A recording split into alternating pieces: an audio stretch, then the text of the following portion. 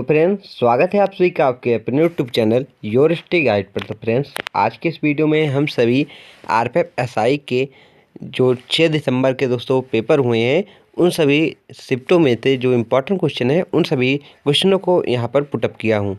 दोस्तों एक एक क्वेश्चन आप सभी के लिए इम्पोर्टेंट है, क्योंकि एक एक क्वेश्चन दोस्तों जो है फुल एक्सप्लेनेशन के साथ आप सभी को बताया जाएगा।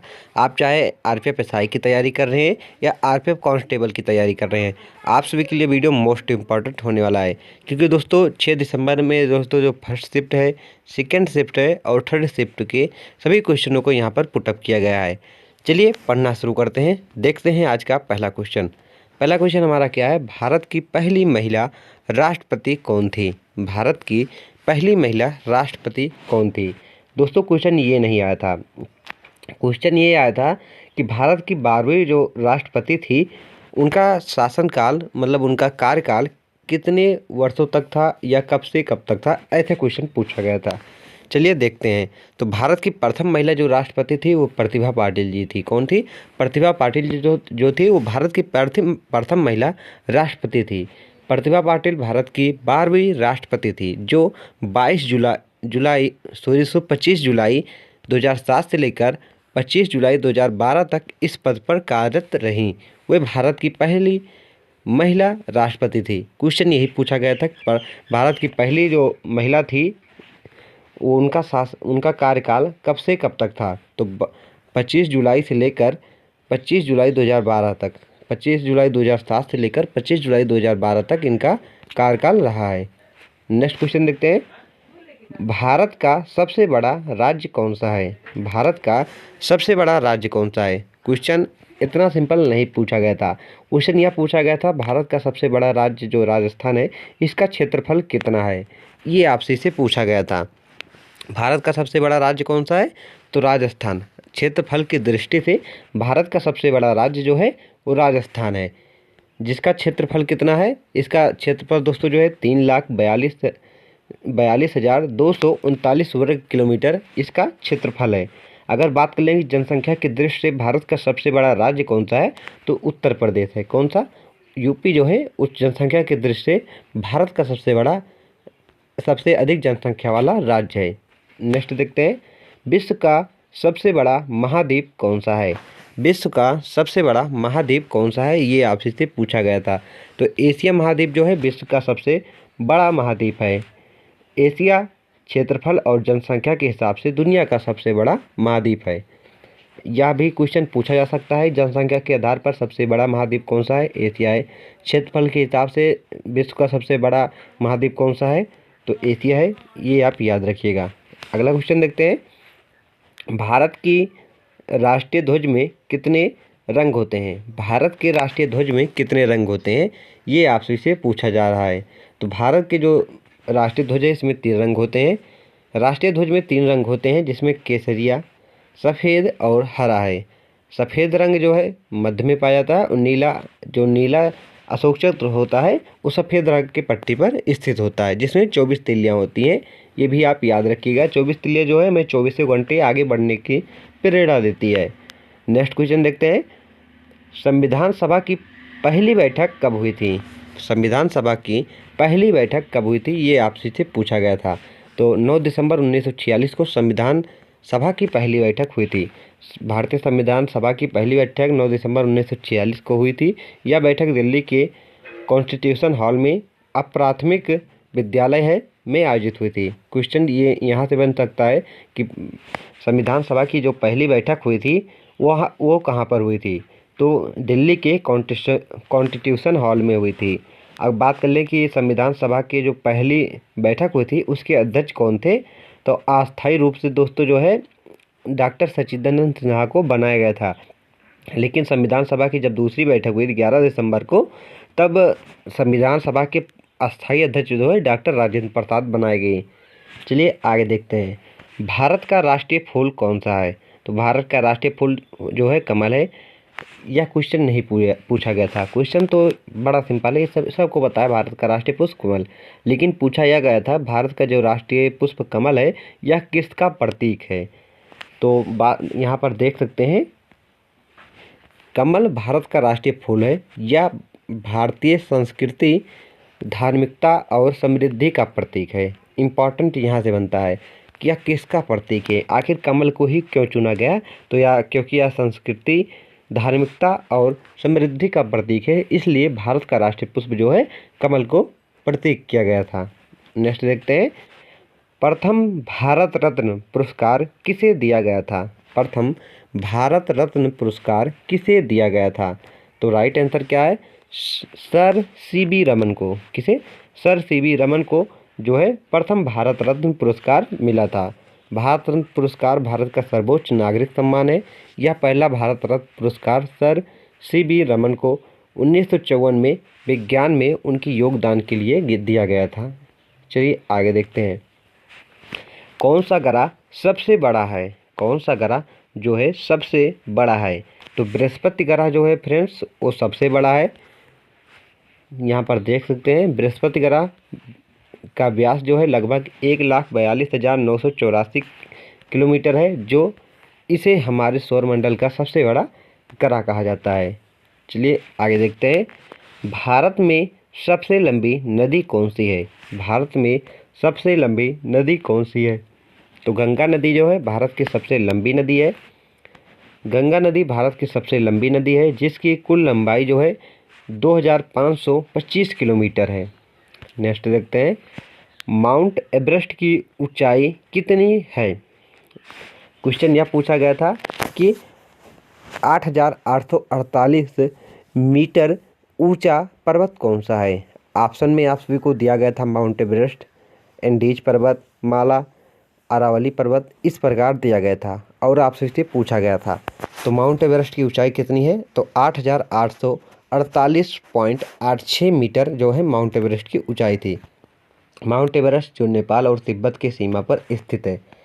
यहाँ से एक क्वेश्चन बन सकता है कि माउंट एवरेस्ट जो है वो किन दो देशों के बीच की सीमा पर स्थित है, भारत और चीन के बीच, नेपाल और तिब्बत के बीच, इस प्रकार आपसे इसे पूछा जा सकता है। तो नेपाल और तिब्बत के बीच जो है माउंट एवरेस्ट जो है स्थित है। आगे देखते हैं फ्रेंड्स, अगर आप सभी को क्लास की पीडीएफ चाहिए तो आप हमारे टेलीग्राम चैनल से जुड़ सकते हैं, जिसकी लिंक मैं आप सभी को डिस्क्रिप्शन में प्रोवाइड कर दूंगा। वहां से आप जुड़कर जो है क्लास की पीडीएफ प्राप्त कर सकते हैं। चलिए आगे देखते हैं, अब नेक्स्ट क्वेश्चन देखते हैं, भारत का संविधान कब अपनाया गया था। भारत का संविधान कब अपनाया गया था, तो जो भारत का संविधान है फ्रेंड तो 26 नवंबर 1949 को अपनाया गया था। भारतीय संविधान को 26 नवंबर 1949 को संविधान सभा द्वारा अपनाया गया था। यह संविधान 26 जनवरी 1950 को लागू हुआ था, जिसे हम गणतंत्र दिवस के रूप में मनाते हैं। नेक्स्ट देखते हैं, भारत के संविधान में कुल कितने अनुच्छेद हैं। भारत के संविधान में कुल कितने अनुच्छेद हैं, तो बात कर लें फ्रेंड्स कि भारत के संविधान में कुल कितने अनुच्छेद हैं, तो अभी तक तो दोस्तों लिखित रूप से जो है भारत के संविधान में 395 अनुच्छेद हैं। कितने, 395 अनुच्छेद हैं। लेकिन अगर बात कर लें कि टोटल जो संशोधन हुए हैं उनको मिलाकर बात करें कितने अनुच्छेद हो गए हैं, तो 448 हो गए हैं। कितने, 448। लेकिन अभी लिखित रूप से दोस्तों आप सभी को जो है 395 ही अनुच्छेद मिलते हैं, इसलिए आप इसे याद रखिएगा। और बात कर लें भारतीय संविधान में कुल कितने भाग हैं, तो 22 भाग हैं। कितने, 22 भाग हैं। लेकिन अगर जो संशोधन हुए हैं जैसे भाग 4A, इस प्रकार जो संशोधन हुए हैं उन्हें अगर जोड़ा जाए तो 25 भाग हो चुके हैं। चलिए देखते हैं इसके बारे में। भारतीय संविधान में कुल 448 अनुच्छेद हैं, लेकिन अभी लिखित रूप से आप सभी को कितने मिलते हैं, 395 अनुच्छेद मिलते हैं, जो 25 भागों में विभाजित हैं। अगर 448 आप अनुच्छेद लेंगे तो 25 भाग आपको मानना पड़ेगा। अगर आप 395 अनुच्छेद मानते हैं अभी जो लिखित रूप से मिलते हैं, तो 22 भाग ही आप सभी को मानना होगा। संविधान में समय समय पर संशोधन भी होते रहते हैं, जिनसे अनुच्छेदों की संख्या में बदलाव हो सकता है। चलिए आगे देखते हैं, भारत के संविधान का निर्माण किस अध्यक्ष के अध्यक्षता में हुआ था। भारत के संविधान का निर्माण किस अध्यक्ष की अध्यक्षता में हुआ था, तो डॉक्टर राजेंद्र प्रसाद जी जो थे, जिन्हें 11 दिसंबर 1946 को भारतीय संविधान सभा का अध्यक्ष बनाया गया था। इनकी अध्यक्षता में जो है दोस्तों भारत के संविधान का निर्माण हुआ था। नेक्स्ट देखते हैं, भारतीय संविधान का प्रारूप कौन तैयार किया था? भारतीय संविधान का प्रारूप कौन तैयार किया था? तो डॉक्टर भीमराव अंबेडकर जो थे उन्होंने भारतीय संविधान का प्रारूप तैयार किया था। भारतीय संविधान का प्रारूप डॉक्टर भीमराव अंबेडकर ने तैयार किया था। उन्हें भारतीय संविधान का प्रमुख शिल्पकार भी कहा जाता है। उनका योगदान भारतीय संविधान की संरचना में अत्यंत महत्वपूर्ण था। आगे देखते हैं, भारत का संविधान किस प्रकार का संविधान है? भारत का संविधान जो है वो किस प्रकार का संविधान है? तो भारत का संविधान जो है लिखित और विस्तार पूर्वक संविधान है।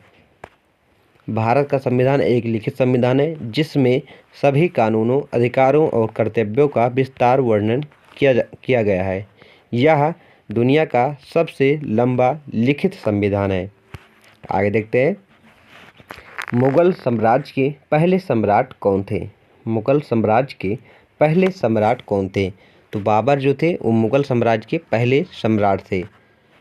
बाबर जो कि तैमूरलंग और चंगेज खान के वंशज थे, मुगल साम्राज्य के पहले सम्राट थे। उन्होंने 1526 में पानीपत की पहली लड़ाई दिल्ली के सुल्तान इब्राहिम लोदी को हराकर भारत में मुगल साम्राज्य की नींव रखी थी। क्वेश्चन यहाँ से यह भी बन सकता है कि बाबर जो थे जिन्होंने मुगल वंश की नींव रखी थी, किस सम्राट को हराकर इन्होंने यह रखी थी? तो इब्राहिम लोदी को। किस युद्ध में हराया था? तो पानीपत के युद्ध में। कब हराया था? 1526। ये 3-4 क्वेश्चन यहाँ से बन सकते हैं। चलिए नेक्स्ट क्वेश्चन देखते हैं, सम्राट अकबर का जन्म कहाँ हुआ था? सम्राट अकबर का जन्म कहाँ पर हुआ था? तो उमरकोट अब पाकिस्तान में है, यहाँ पर जो है सम्राट अकबर का जन्म हुआ था। सम्राट अकबर का जन्म 15 अक्टूबर 1542 को उमरकोट में, जो वर्तमान में पाकिस्तान में हुआ था। अकबर ने 1556 से लेकर 1605 तक मुगल साम्राज्य तक पर शासन किया और उसे समृद्ध और शक्तिशाली बनाया था। अकबर के बाद इनके वंशज कौन था? तो जहांगीर थे, ये भी आप याद रखिएगा। मुगल सम्राट शाहजहां द्वारा निर्मित प्रसिद्ध स्मारक कौन सा है? मुगल सम्राट शाहजहां द्वारा प्रसिद्ध जो स्मारक है वह कौन सा है? तो ताजमहल। ताजमहल जो है वो मुगल सम्राट शाहजहां के द्वारा निर्मित एक प्रसिद्ध स्मारक है। शाहजहां ने अपनी पत्नी मुमताज महल की याद में ताजमहल का निर्माण कराया। यह भव्य स्मारक आगरा में स्थित है और इसे सफ़ेद संगमरमर से बनाया गया है। ताजमहल को विश्व धरोहर के स्थल के रूप में यूनेस्को द्वारा मान्यता प्राप्त है।